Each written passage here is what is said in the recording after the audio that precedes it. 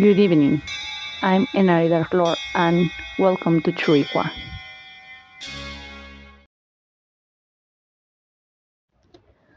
This story I will tell you happened when I was young. Sure, you already know it. This happened to me on November 14 in 1995. I had to go to Shenzhen, but unfortunately I missed the bus that went there, and the only choice was taking the bus that goes at midnight. I was sitting there, waiting, and beside me an old man arrived. We started talking about the weather and about how calm and empty the terminal was at the time.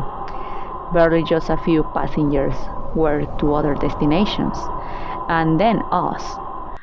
We were the only ones getting on that bus. The old man got on the bus first. He was sitting in the second lines of seats behind the driver. Then I decided to sit 2 lines behind him. The trip went smoothly.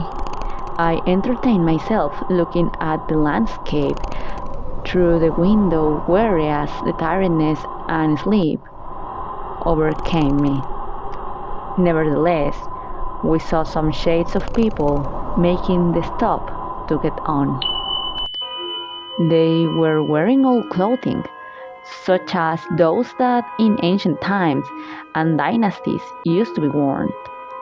It was weird, but then I heard the bus driver asking the ticket officer, "It is a little weird to see people wearing that kind of clothes and in a place that is not a bus stop, isn't it?" So she replied, "Yeah, absolutely. Maybe they are actors who couldn't miss the bus and prefer to get on like this instead of changing their clothes, and maybe this is their only chance to go back home." At the time of getting on, I saw a third person. I couldn't see his face quite well due to the fact that he looked tired. They were carrying him on the shoulders, and the old man and me thought it was wrong, something that wasn't strange to think. Little time later, after they got on, they were sitting on the bottom of the bus. I was flooded with an uneasy feeling, something that made me automatically lose sleep. Some minutes later, the old man rose from his seat and said, "Give me my wallet." Surprised and confused, I replied, "This must be a mistake. I don't have it." "Come on, you have it. No one else here could have it. Sure, you took advantage of the time when you passed beside my seat and steal it." "No, no, please wait. Maybe it fell down and you didn't realize it. Maybe it's on the floor." We started looking for it between the seats, and he continued insisting on that. The ticket officer insisted that he kept it at the time of paying her. I got so angry that I told him that he should look for it in his stuff instead of blaming me, but he continued pushing. This became unbearable, and the bus driver finally said, "This cannot go on. I want you to be silent for the rest of the ride to the next stop. There, both of you can get off and settle your differences." We both swallowed our saliva and kept silent for a few minutes that seemed like hours to me, until we reached the next stop and got off.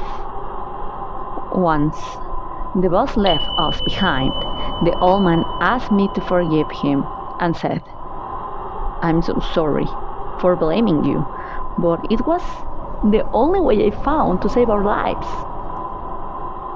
"What do you mean?" "The moment they got on the bus, the wind blew and I noticed that they had no feet. They were ghosts. I'm sure their suits were floating. If I didn't do something soon, who knows what would have happened to us? I was stunned by what he told me. I saw his face, his expressions, and I believed him. We decided to go to the police station, but when we gave our statement, the policeman accused us of having been drinking and even doubt of our mental faculties. We retired and decided to spend the night and see what we could do about it, and of course, take another bus to our destinations. That morning, I heard on the news that the midnight bus bound for Shenzhen was lost and had not arrived at its destination. It gave me a bad feeling. Already at the terminal before we got on another bus, a policeman arrived and insisted we accompany him. He apologized for not believing us and took our statement as it was due.